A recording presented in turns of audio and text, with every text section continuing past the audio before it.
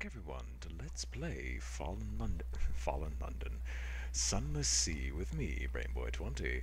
Where we last left off, we had finished off the tireless mechanic's story after making a journey off to Polythereme, and this time I have taken the liberty of completing all object returns, getting the Clayman offloaded from the ship, which nothing occurred, done all the purchasing I wanted to, and let's shove off for our journey. I'm going to make the journey to Pigmote Island, and I'm going to complete that freaking thing. Route, yeah. Down to Pigmote Island, which is about here. Then we're heading up to Gator's Morn, Khan's Shadow, Godfall, Polythereme, Mount Palmerston, and then going to make a return trip back to Fallen London through Chapel of Light Station 3 and Abbey Rock. Ooh, curses. Yeah, we'll complete the tireless mechanic's story when some of our supplies have dropped low. Or dropped a bit lower, because we're at 39 out of 40, so we really need to upgrade our ship soon. Hopefully after this run we'll have enough money to do so. I have the traditional 5 casks of mushroom wine to give to the scholars and... the priests of Godfall. And without further ado, I will see you all again when we have made it to Pigmote Island, or if we encounter anything too dangerous and terrible for us to deal with. That'd be interesting to watch me flail about against uselessly. Until then, see you in a bit. Never mind, it's a pirate steam pinnace. Thankfully, they're stupid. If they were in range. So we're going to back up. Ah, curses. I thought we would avoid that. Oh well, let's see what they give us. Loot and scuttle. We have a cache of curiosities. A bolt of fabric. Shake out a little and let it glimmer in the light. Parabola linen. Parabola is the serpent placed behind mirrors. Well, someone made that up. But in that case, where do they weave this sleek and ambery glimmering cloth? Anyway, after that, I will see you all next time. Next time. Yes, video's over. Get out of here. No, see you all when we reach Pigmote. Well, before then, I thought, why not stop at Iron and Misery Company funging station? We shall have tea with the Factor, with an interlude. Is there anything different? No, there isn't anything different. We gain a supply 2 fragments and lose 2 terra. And we just compile a port report, and we'll probably be on our way then, because our hold is still pretty much full, especially with the parabola linen. Anyway, we shall be off once more, and when we come back we should hopefully be at Pigmote, or in the midst of a battle with a giant enemy crab or caged shark. See you all late in a bit. And welcome back, gentlemen, as we arrive at Pigmote Island after going through a fog bank which boosted my terror to ridiculous degrees. And after skirting the Du Bois Maelstrom, we'll end up in Saints Haven like we should have been last episode. I'm not bitter about that at all, no. Not at bloody all. Pigmote Island. 2 houses, both alike in pignity. Lonely desert beach. There is no habitation in sight, no market. Very little in the way of maintained dock. A stretch of sand thickens into damp, black earth, from which sprout stunted palms? Not quite. Tall fungal growths with frond-like caps, as if someone sculpted the idea of a tree from a mushroom. These growths appear sparse near the beach, but clumped together the farther inland one goes, clustering tightly into a sort of forest around the base of the island's central hill. You can see off in the distance dots of fire flecking the horizon, and hear clamor, shouts, and shot. If you look into the quay, you can make out the unusual shapes of 2 tiny figures. We shall disembark and see what awaits us. War? As we step out onto the quay, you hear clamor, shouts, and shot. You can see off in the distance smoke rising from beyond the hill, and dots of fire flecking the horizon. 2 tiny figures stand a little further down the quay, unmoving, rather as if waiting your approach. A delegation!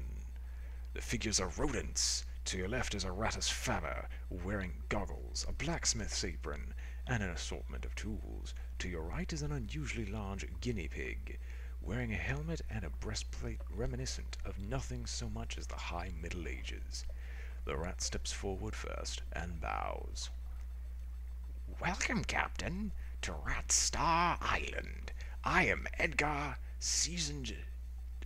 second Chief Engineer of the 3rd Rat Brigade. I invite you to avail yourself of food and fuel at our expense. The only cost to you is a choice.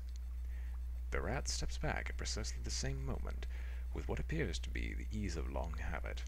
The guinea pig scuttles forward and makes a declamatory chirp. Welcome, Captain, to the Isle of Caviar.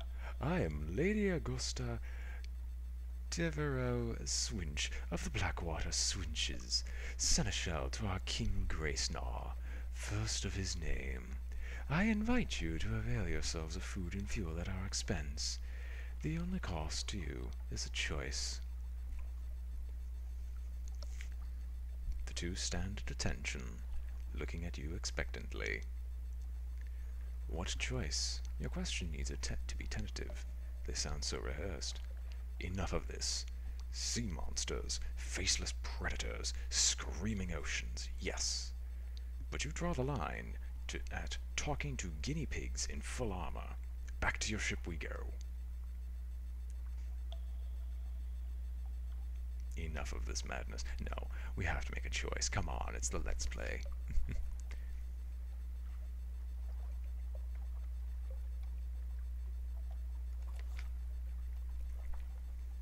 Two remarkable rodents stand.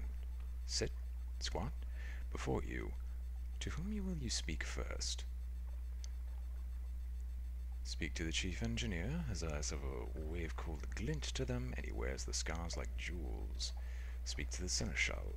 How does an armored guinea pig manage to look so regal? You've heard enough. Enough talk. You're ready to make a choice. We shall speak to the seneschal first.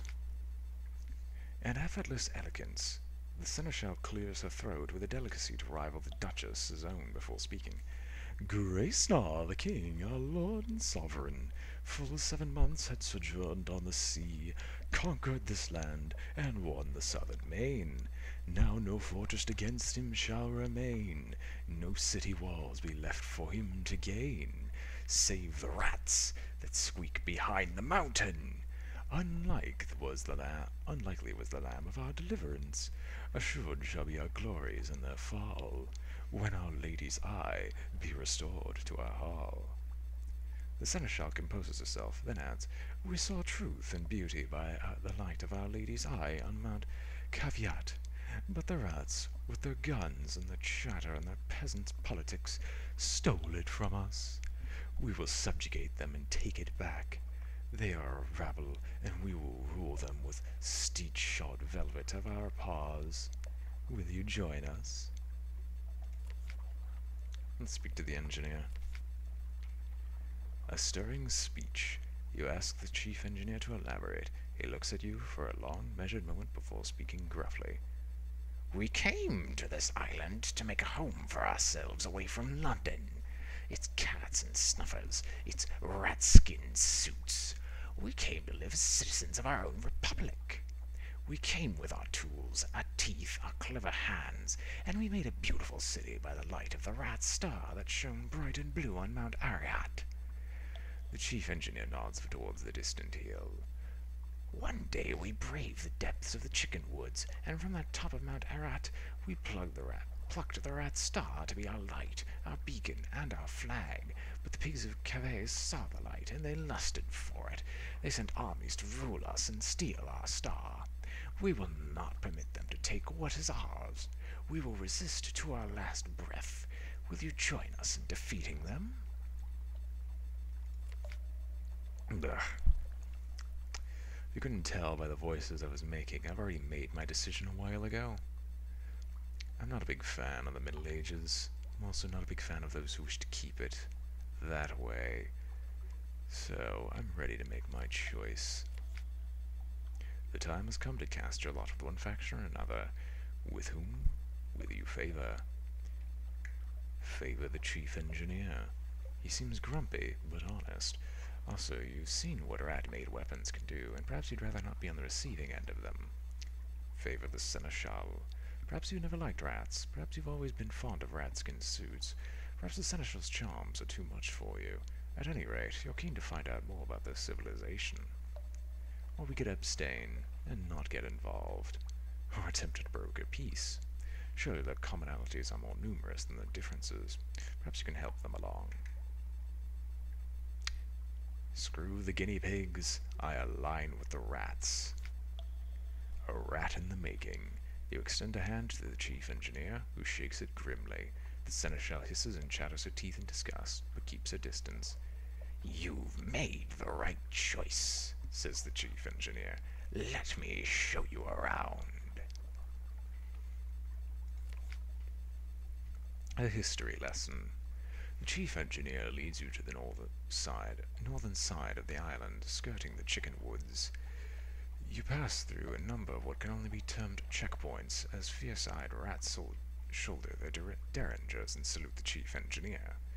Soon you come upon a small colony, smaller than some of the infestations you've encountered in London flats. Only perhaps 50 rattus faber altogether, working diligently to fortify their side of the island. The first thing you notice is a brilliant light, beaming out from the stump of chickenwood about 6 feet high. It bathes the whole settlement in a clean blue glow, and is almost too bright to look at. By its light you can see several raised mounds of earth, suggesting shallow tunnels. An efficient fishing operation is set up by the water. An albino rat mends nets while others stab sharpened sticks into the waves. Further inland is a barracks where a sergeant box drills at a small squadron of fighters. Your arrival draws attention, and several rats pause in their works to look at you curiously.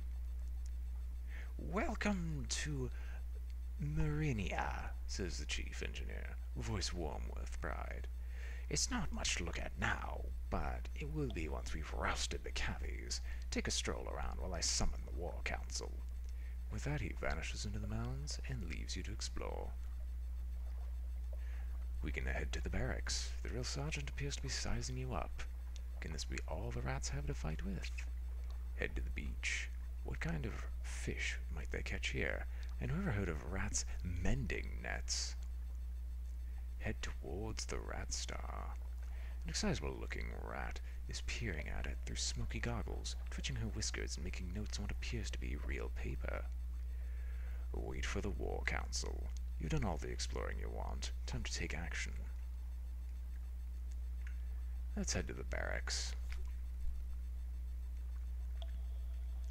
Against all odds, you approach the drill sergeant and go so far as to salute her, which earns you a grunt of satisfaction. The sergeant dismisses her troops and offers you a bit of chickenwood jerky to gnaw on. There's more of us below ground, she explains, but not enough.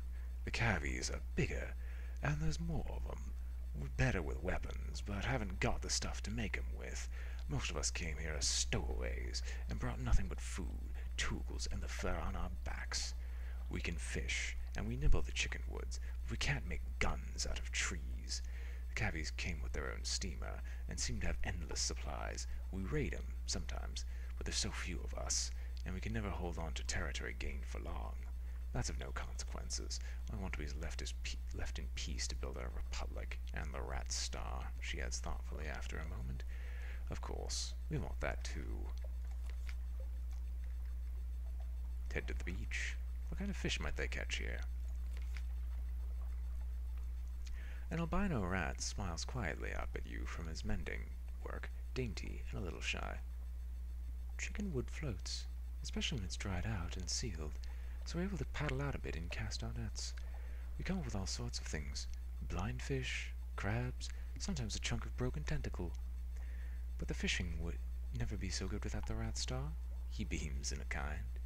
I think it only draws good fish, and keeps the scary ones at bay. I know the chief science officer doesn't believe it, but I do. That light is our livelihood. Now let's check out the rat star. It's not the star, of course. Not really. But trying to explain that to the others. The chief engineer doesn't want me working too hard to convince them. Says this is better for morale, but just look at it. Look! She offers you her goggles. You manage to work them over just enough, and one of you has to see the truth of what's in the bowl. It's skin talac, but unlike any you've seen before. Blue as sapphire, but more brilliant.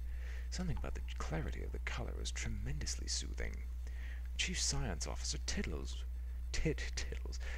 with pleasure as you hand her goggles back. Those of us who've been to the Cavi side of the island and lived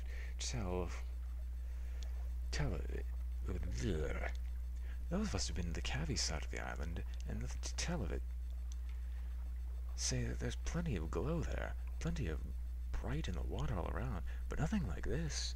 We took this from the island's center, Mount Ararat. Only it's not a mountain, of course. Any more than this is a star. It's hollow. There's sweet water inside and coral crawling up the walls of it, but nothing that glows save this. It's ours now, and no one can take it from us. Sorry about that. I'm not very good with extreme dialogue. Ones that is just an entire paragraph of nothing but dialogue and no breaks in between. Anyway, time to wait for the War Council.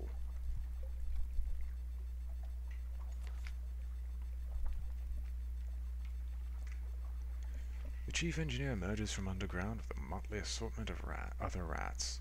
He introduces them as weapons experts, strategists, and field commandos. So you're going to help us beat the Cavies, he says, a hard edge to his voice.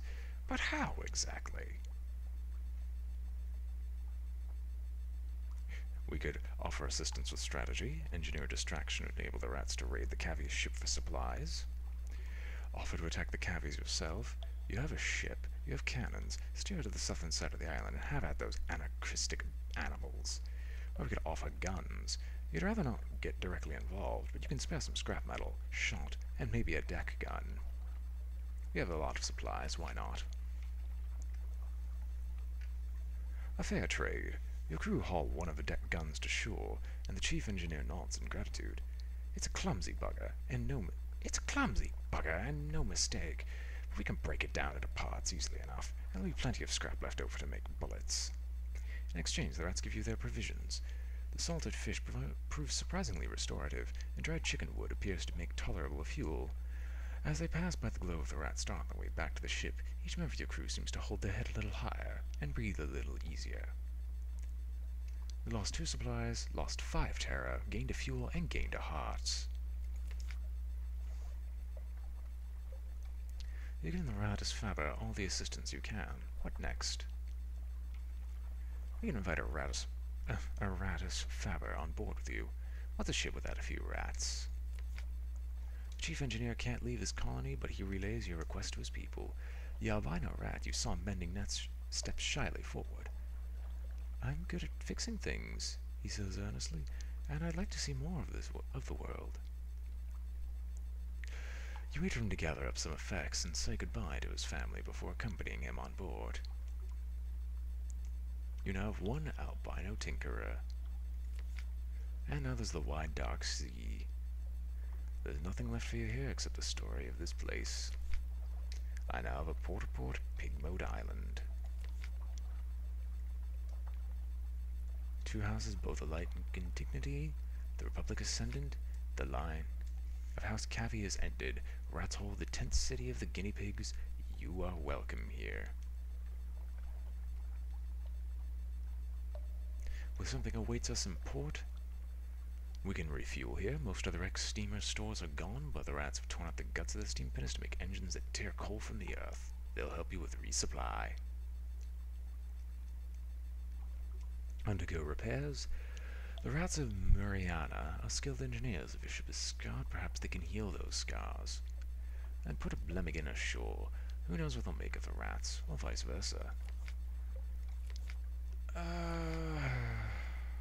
I think I have enough for this. I might just refuel. Neat. Rats and cavies. Rats and cavies labor alike to tote the coal up your ramp, a lump at a time. The cavies don't look exactly cheerful, but they seem to be operating on the same terms as the rats. The engineer shrugs. Progress! You're not clear if he's bragging or apologizing. Gained 2 supplies and 2 fuel, and that's all for now. Alright. Enough with the Republic Ascendant. Let us leave. We are going to be going to Khan's Shadow. Godfall Polythereme. Wait, what am I doing? I'm supposed to go to Gator's Morn.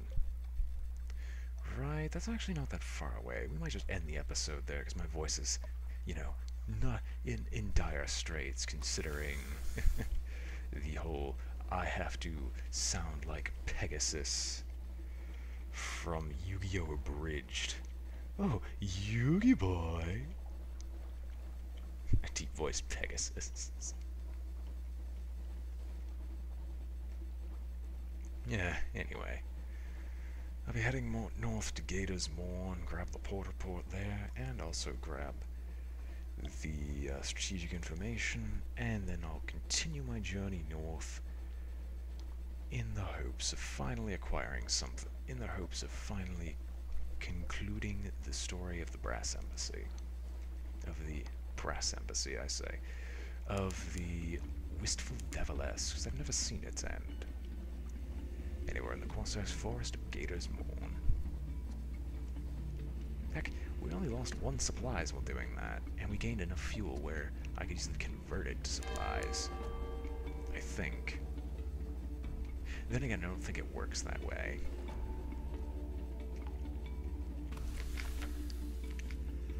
Gator's Morn, let's oh, pay the loitering docker for strategic information. Admiralty sent you. Price has gone up. It's not safe here. You'll pay the difference, won't ye? Strategic information and lost 5 echoes. A grin. You're a generous soul. You'll have your reward the other side of the river one day. Here's a little reward for you now. For now. Good sailing to ye. The report is barely legible. Perhaps that's part of the code. The Admiralty will know. Alright, let us explore the Morn. An intriguing smell. Who'll try? Who'll buy? A street vendor turns skewers on a grill. It makes sense on nothing like anything sold in London. Try the grilled troglodyte prawns. Huge and pale, and their eyes stare bleakly into yours, but they smell fresh. Do you have anything more robust? The vendor winks and produces a usefully anonymous skewer of meat. Try something mysterious. What exactly is Tyrant's treat? The vendor is vague. It looks something like a chart stick dripping with bluish fluid. Try the shredded jellyfish. It's not to everyone's taste. Let's try the grilled jellyfish or shredded jellyfish. Jellyfish, the food of queens. Traces of its venom still remain, just enough to make your tongue tingle and alter your consciousness a touch. Your pulse accelerates, and all thoughts sparkle to the forefront of your mind. You lost 5 hunger, lost 2 terror, succeeded in a hearts challenge, and gained 10 fragments. And here's where we're going to probably very definitely lose a crew member. Gather intelligence. Yeah, we got the port report and gained 5 terror. And we're not going to wait here any longer. We'll shove off once more, but that waits until next time. Hope you've all enjoyed watching. This has been BrainBoy 20 with Let's Play Sunless Sea. If you enjoyed the video, remember to like, comment, and subscribe, or any combination of the 3, and I am signing off. Good day to you.